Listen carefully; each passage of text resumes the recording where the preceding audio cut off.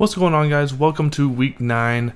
We're going to take a look at the top 10 here about midway through the season, see how the country's looking. We've got currently 8 teams in the top 25 that are undefeated, 7 of which being in the top 10 here. Oklahoma, Georgia, and Clemson right behind us, followed by Utah, Texas A&M, and Colorado at 6-0. They don't have any top 25 wins, but they're sort of coming out of nowhere with this hot start to the season. And then down at number 15, we've got Northern Illinois, who is also at 6-0. We're going to be going up against number 13, LSU, this week. They are coming off a big win against Nevada, but they did lose earlier in the season to number 2, Oklahoma, pretty handily. So let's go ahead and take a look at our matchup for this week against LSU. So here's how we stack up against the Tigers.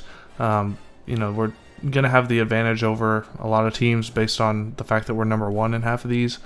But they do have a really good rushing offense. We do have a number 1 rushing defense, so that's probably the key matchup in the game. We're minus 10 on turnovers, just been awful this season.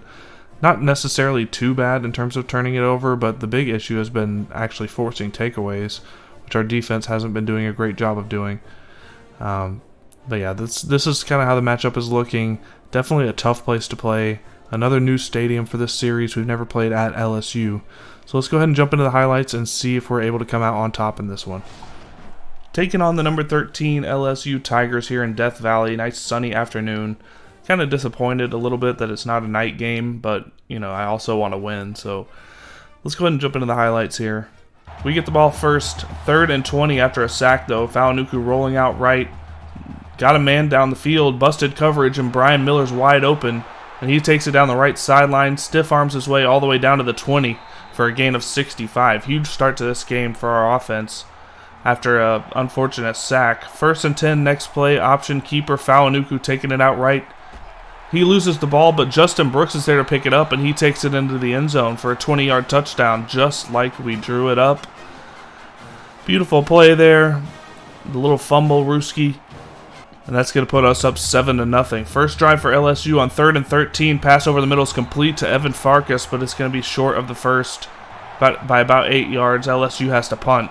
3rd and 5 for us. Next drive, that screenplay is going nowhere. Nowhere else to really go with it, so that's going to be a punt for us. 3rd and short for LSU. Jaspers drops back to pass. Rolling out right, going to take it himself. Lebo is there for the tackle, but Jaspers able to get enough yards to move the chains and keep the drive alive for the Tigers. Another 3rd down, 3rd and 7 this time. Jaspers throwing it out right, got a man wide open. It's Farkas, and he's got it down close to the 35-yard line for a gain of 22. Another 3rd down, 3rd and 12. This time, Jaspers goes down, fumbles the ball, but his own man picks it up, and that's going to be a loss of 5. And on 4th and 17, LSU is forced to punt once again. 2nd and 1, option keeper for Mikah Fauonuku finds a hole up the middle and gets a big 23-yard gain before he's brought down. 2nd and 10, near the red zone, screen pass out to Allen Samuel Jr. This time he's got space. Gets down the right sideline down to about the 5-yard line. That sets us up with a 1st and goal. Next play, Fauonuku over the middle, finds Gerard Cole, gets a nice block there on the right side and takes it in for a touchdown. 14-0 is going to be the score early in the second quarter. Jaspers dropping back to pass on the next drive, takes off the right side. He's got space and powers his way forward for a 14-yard gain, able to move the chains. 2nd and 9, a couple plays later, handoff to Waters up the middle, who trucks 2 guys, slips another tackle, and luckily we're able to trip him up as he gets free on the right side, and that could have been really bad. 1st and 10 for LSU after that play. Handoff left side. This time it's Ferraro who gets a couple of nice blocks, and he's going to walk into the end zone with ease. No issues there. That's going to be a touchdown for LSU. Their first of the day. 14-7 is the score. 1st and 10, pass over the middle, deep down the field. It's complete to Gerard Cole for 28 yards. 1st and 10, next play, over the middle. Gerard Cole once again, who's got space, takes it down close to the 25. 1st and 10, next play, Fauonuku, deep down the right side, finds Miles Ray for a 1st down in the red zone. Next play, 1st and 10, Mikah Fauonuku dropping back to pass, looking over the right side, finds Miles Ray again, who cuts it back inside, trucks his way into the end zone for a 14-yard touchdown. And you just saw every play on that drive. 4-play drive to get us into the end zone. Our offense is cooking right now. 3rd and 9 for LSU on their next drive. Pass over to Gaston's complete. He misses the tackle, and that's going to be a 15-yard first down play. 3rd and 6 for the Tigers. Jaspers all day to throw, but he's finally going to go down. Colton Barton gets the sack, and that's going to give us the ball back on the punt. 3rd and 3, Miles Ray gets the pass on the right side for just enough. And we're going to move the chains here. 2nd and short, Fauonuku in the shotgun, drops back to pass and finds Miles Ray on the left side again. He makes a move and cuts it outside, but he just steps out of bounds shy of the goal line. That's a big play for a 1st and goal, though. Next play, Fauonuku dropping back to pass, rolling out right, baits the defender, and Cody Urban is left wide open in the end zone for a 1-yard touchdown. Make it 28-7 with a minute left in this first half. Great first half for this offense. 2nd and 10 for LSU on their next drive. Jaspers dropping back to pass. Gonna be hit as he throws, but completes it to Gaston, who's gonna get all the way across midfield down to the 43. 2nd and 4. Jaspers looking over the middle. Finds Estes this time for 12 yards. Moves the chains. Inside the red zone now at the 15 on 3rd and 11. Jaspers taking off, but he loses the ball. And Chris Hare Griffin's going to fall on it. Finally, we recover a fumble on defense. And that's going to let us take a 28-7 lead into the half. Dominant first half here on the road in Death Valley. Next drive for LSU in the second half. Play action for Jaspers, rolling out right, taking it himself. Evades the tackle, and finally brought down after a gain of 20. 3rd and 12. Later in the drive, Hawker trying to get in on the quarterback.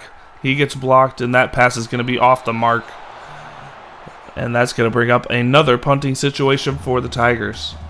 1st and 10, option keeper for Mikah Fauonuku over to the right side, able to pick up 20 yards and another first down. He's had a big day on the ground and through the air so far. On 1st and 10, next play, rolling out right, taking it himself once again. This time he's going to slide near the 10-yard line. On 2nd and 10, Fauonuku under pressure, and he goes down hard. And it looked like he got hurt pretty bad on that play. Harvickson comes back in for another game where we're going to be without Mikah Fauonuku for the rest of this second half. Able to settle for a field goal there. Adam Wales knocks it right through, but not a great situation for us without our quarterback once again. Jaspers breaks a bunch of tackles and gets rid of it, but that one's going to be incomplete. There's a flag on the play, and they're going to get us for roughing the passer, which is going to give them a free first down. So on the next play, 1st and 10, Jaspers dropping back to pass, going to scramble once again. We're not able to get the tackle. He's finally brought down after a gain of 15. Another first down for the Tigers. 2nd and 11, Jaspers rolling out right once again. He's on the move. We really got to do something about all this scrambling. But you know, the second you put in a spy, he finds the guy wide open down the field for 30 yards. 2nd and 14, Jaspers over the middle to Estes is complete.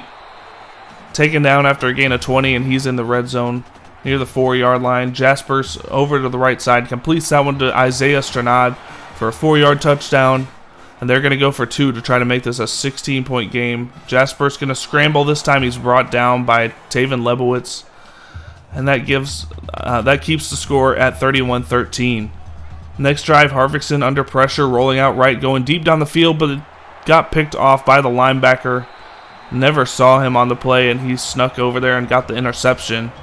Not a great start for the backup quarterback here. 3rd and 5, Jaspers over the middle. That one's going to be off target. Going to bring up a 4th down for LSU. They're going to try a long field goal, and that one goes straight through. So that's going to make the score 31-16 late in the 3rd quarter. Definitely not out of this one yet, but Allen Samuel Jr. fighting for extra yards there, gets 17 on the play. You're going to need to lean on him a little bit more with Harvickson struggling to complete simple passes. He is able to complete that one to Jeremy Smith there on the 25-yard line, all the way down to the 25. Play action, Allen Samuel Jr. in the Wildcat going to throw the ball, but this one's picked off as well by Wilson. Nothing really there. Should have just taken off on that one. Not sure what I was thinking. 3rd and 1, pass over to the middle to Ball is complete for 6 yards and a first down. LSU trying to go down and make this a 1-score game. On 3rd and 12, Jasper's handoff to Waters on the halfback draw, who breaks a tackle, but he's going nowhere. Got swarmed by a bunch of Houston defenders. That's going to bring up 4th and 15. We get the ball back on the punt. Under 5 minutes to go in this one. Harvickson over the right side completes it to Gerard Cole, who breaks a tackle and gets down inside the 35. He's up to 100 yards receiving on the game. 1st and 10, Harvickson looking over to the left side, gets it to Brian Miller, who's in the red zone, down to about the 15.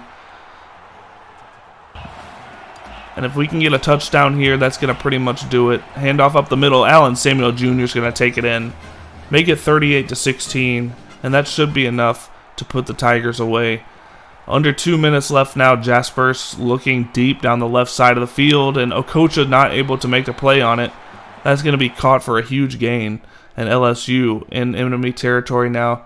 On 3rd and 10, Jasper's dropping back to pass over to the left side, completes the ball, but he's going to be brought down, fumbles the ball, but it goes out of bounds before we're able to recover it. On 4th and 4, Jasper's taking off himself. Looked like he was going to make it, but then Chris Hare-Griffin comes out of nowhere and levels him. We get the ball back on downs, and Harvickson able to take a knee and put it into this one.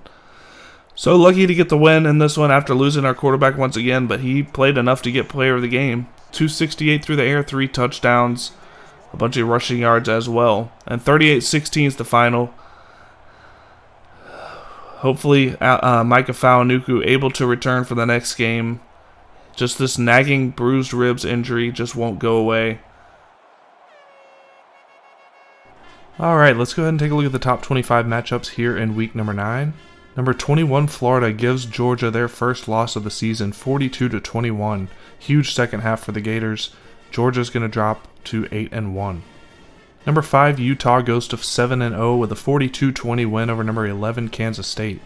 Washington's going to get a 42-28 win over number 18, Wisconsin. Number 22, Pittsburgh gets a 20-17 win over number 24, Duke. Texas goes to 3-4 on the season with a 37-24 win over number 16 TCU.